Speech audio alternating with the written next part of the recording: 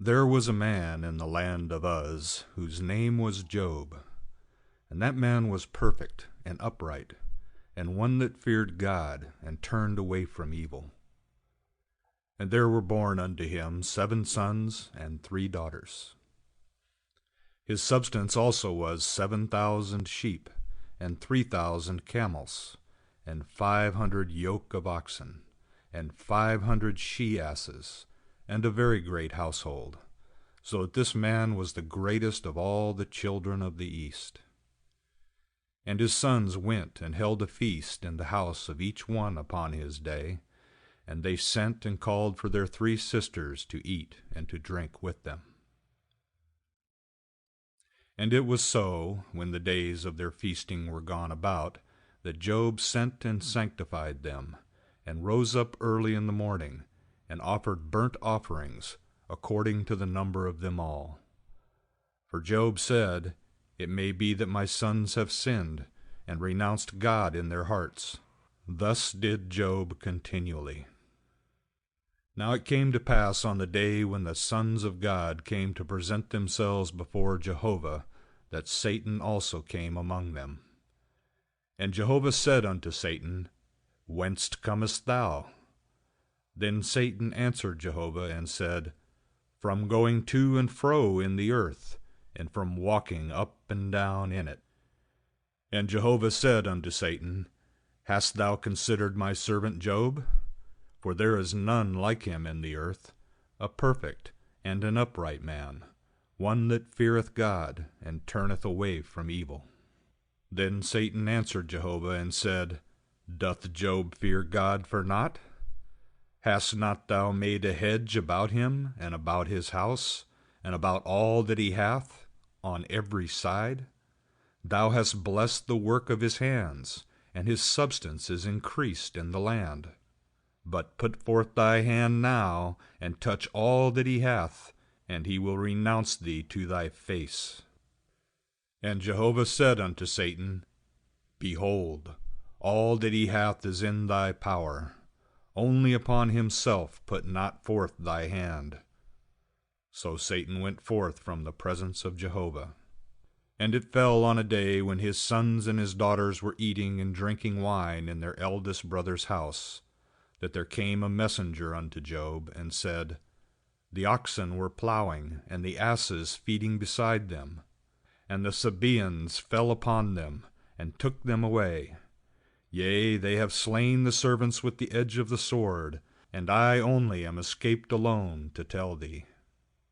While he was yet speaking, there came also another, and said, The fire of God is fallen from heaven, and hath burned up the sheep and the servants, and consumed them, and I only am escaped alone to tell thee. While he was yet speaking, there came also another, and said, The Chaldeans made 3 bands, and fell upon the camels, and have taken them away, yea, and slain the servants with the edge of the sword, and I only am escaped alone to tell thee. While he was yet speaking, there came also another, and said, Thy sons and thy daughters were eating and drinking wine in their eldest brother's house. And behold, there came a great wind from the wilderness, and smote the 4 corners of the house, and it fell upon the young men, and they are dead. And I only am escaped alone to tell thee. Then Job arose, and rent his robe, and shaved his head, and fell down upon the ground, and worshipped. And he said, Naked came I out of my mother's womb, and naked shall I return thither. Jehovah gave, and Jehovah hath taken away. Blessed be the name of Jehovah. In all this Job sinned not, nor charged God foolishly. Chapter 2. Again it came to pass on the day when the sons of God came to present themselves before Jehovah, that Satan came also among them to present himself before Jehovah. And Jehovah said unto Satan, From whence comest thou? And Satan answered Jehovah and said, From going to and fro in the earth, and from walking up and down in it. And Jehovah said unto Satan, Hast thou considered my servant Job? For there is none like him in the earth, a perfect and an upright man, one that feareth God, and turneth away from evil. And he still holdeth fast his integrity, although thou movest me against him, to destroy him without cause. And Satan answered Jehovah and said, Skin for skin, yea, all that a man hath will he give for his life. But put forth thy hand now, and touch his bone and his flesh, and he will renounce thee to thy face. And Jehovah said unto Satan, Behold, he is in thy hand, only spare his life. So Satan went forth from the presence of Jehovah, and smote Job with sore boils from the sole of his foot unto his crown. And he took him a potsherd to scrape himself therewith, and he sat among the ashes. Then said his wife unto him, Dost thou still hold fast thine integrity? Renounce God, and die. But he said unto her, Thou speakest as one of the foolish women speaketh. What? Shall we receive good at the hand of God, and shall we not receive evil? In all this did not Job sin with his lips. Now when Job's 3 friends heard of all this evil that was come upon him, they came every one from his own place, Eliphaz the Temanite, and Bildad the Shuhite, and Zophar the Naamathite. And they made an appointment together to come to bemoan him and to comfort him. And when they lifted up their eyes afar off, and knew him not, they lifted up their voice and wept. And they rent every one his robe, and sprinkled dust upon their heads toward heaven. So they sat down with him upon the ground 7 days and 7 nights, and none spake a word unto him, for they saw that his grief was very great. Chapter 3. After this opened Job his mouth, and cursed his day. And Job answered and said, Let the day perish wherein I was born, and the night which said, There is a man-child conceived. Let that day be darkness. Let not God from above seek for it, neither let the light shine upon it. Let darkness and the shadow of death claim it for their own. Let a cloud dwell upon it. Let all that maketh black the day terrify it. As for that night, let thick darkness seize upon it. Let it not rejoice among the days of the year. Let it not come into the number of the months. Lo, let that night be barren. Let no joyful voice come therein. Let them curse it that curse the day, who are ready to rouse up Leviathan. Let the stars of the twilight thereof be dark. Let it look for light, but have none, neither let it behold the eyelids of the morning. Because it shut not up the doors of my mother's womb, nor hid trouble from mine eyes. Why died I not from the womb? Why did I not give up the ghost when my mother bare me? Why did the knees receive me, or why the breast that I should suck? For now should I have lain down and been quiet. I should have slept, then had I been at rest, with kings and counselors of the earth, who built up waste places for themselves, or with princes that had gold, who filled their houses with silver, or as a hidden untimely birth I had not been, as infants that never saw the light. There the wicked cease from troubling, and there the weary are at rest. There the prisoners are at ease together, they hear not the voice of the taskmaster. The small and the great are there, and the servant is free from his master. Wherefore is light given to him that is in misery, and life unto the bitter in soul, who long for death, but it cometh not, and dig for it more than for hid treasures, who rejoice exceedingly, and are glad when they can find the grave?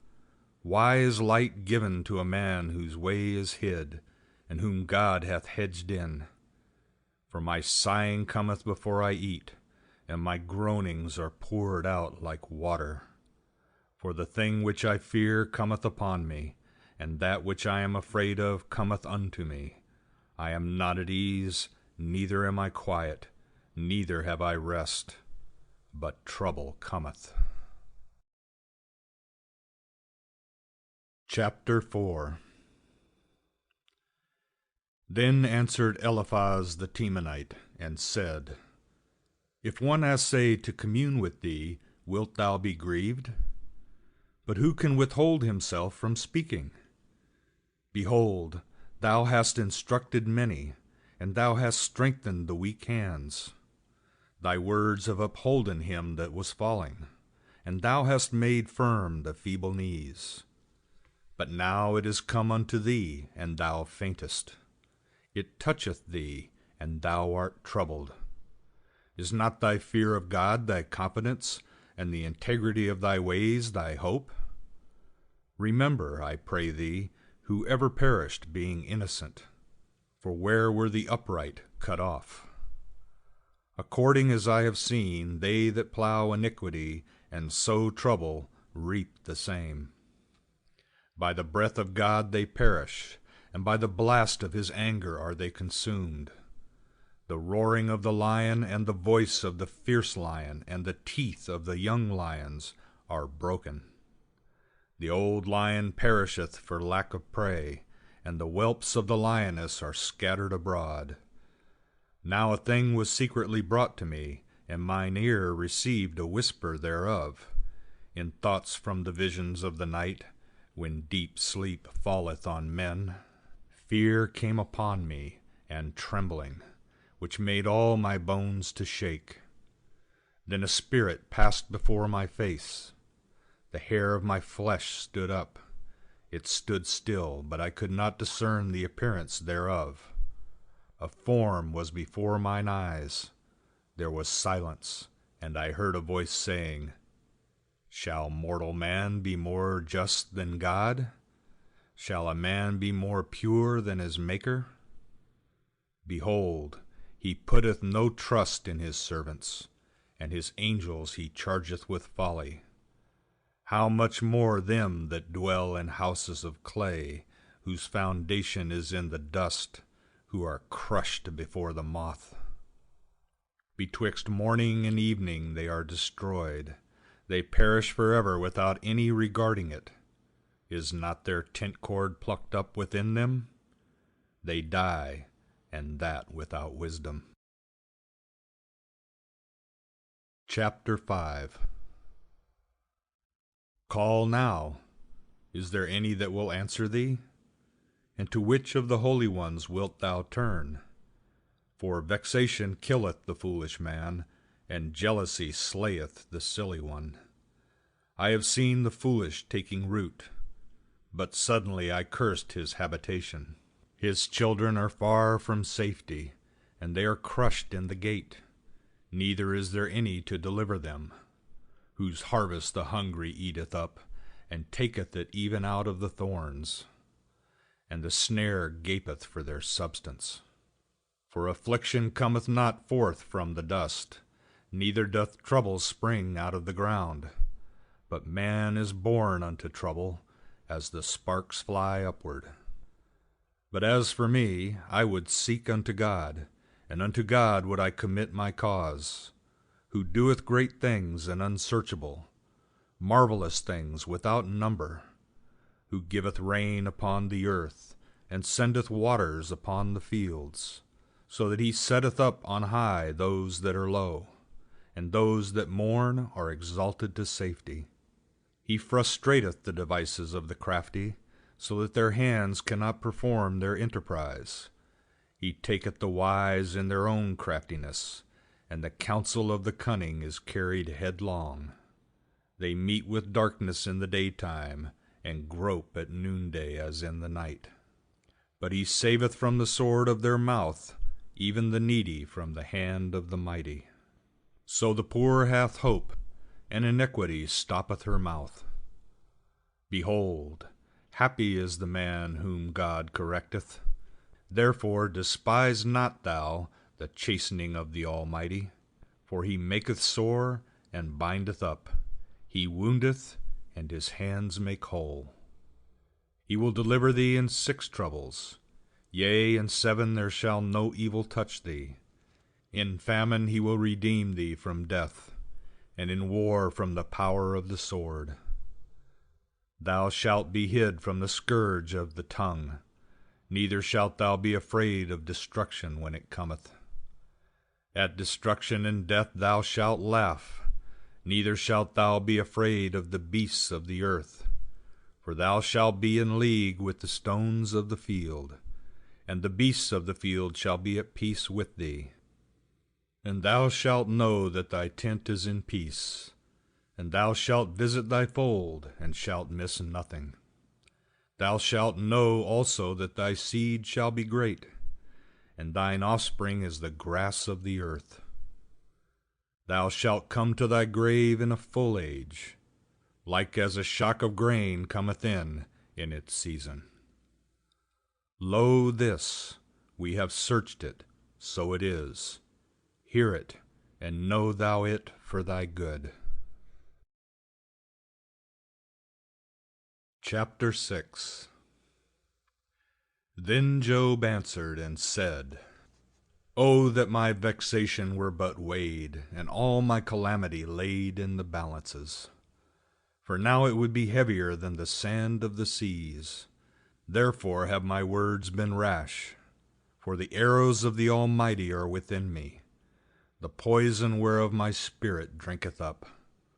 The terrors of God do set themselves in array against me. Doth the wild ass bray when he hath grass, or loweth the ox over his fodder? Can that which hath no savour be eaten without salt?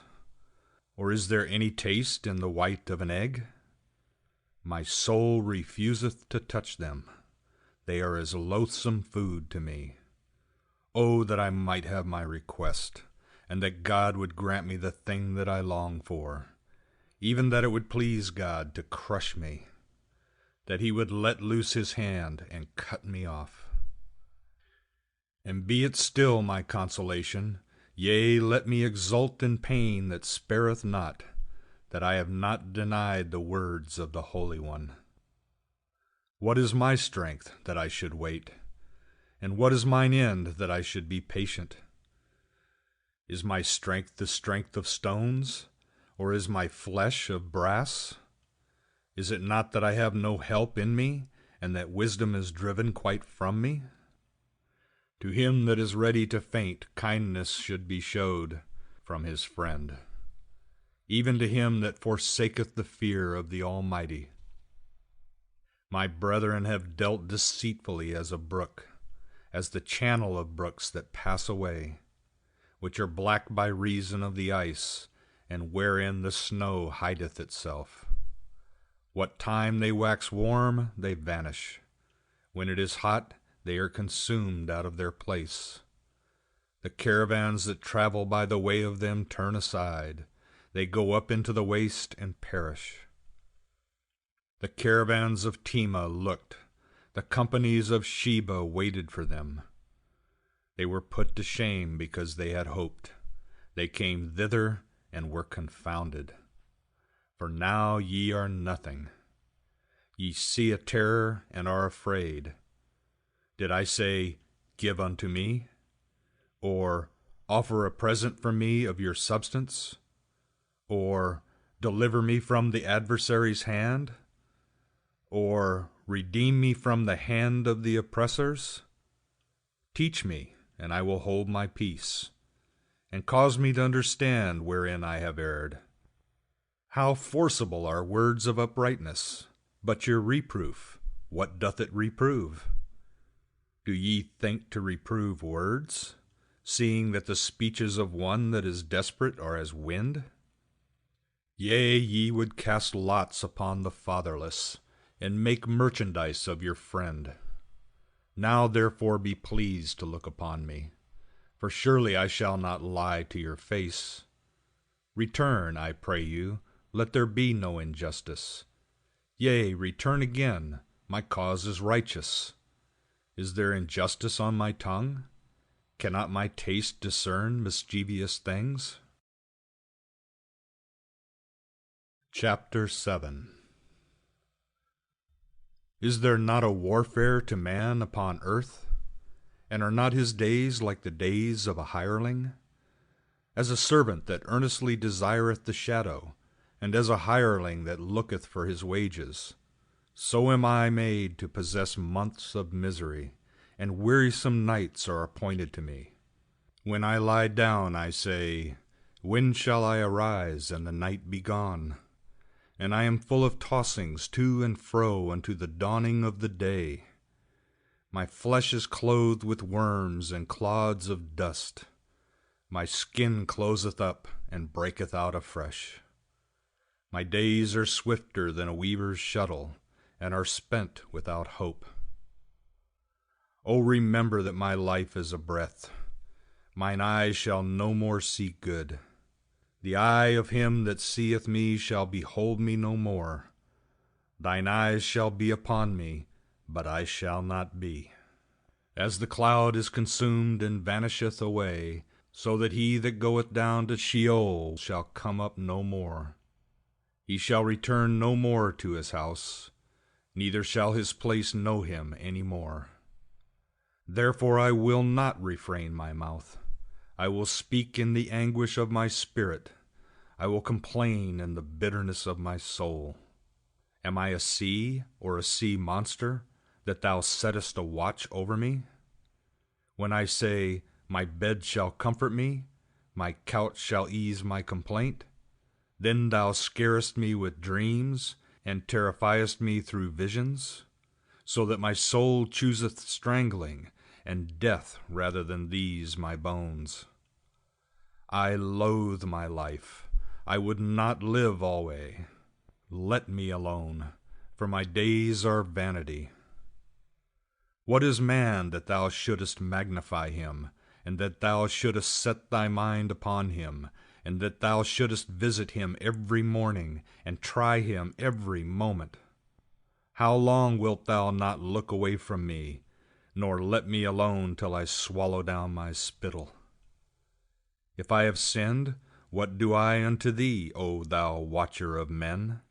Why hast thou set me as a mark for thee, so that I am a burden to myself? And why dost thou not pardon my transgression, and take away mine iniquity? For now shall I lie down in the dust, and thou wilt seek me diligently, but I shall not be.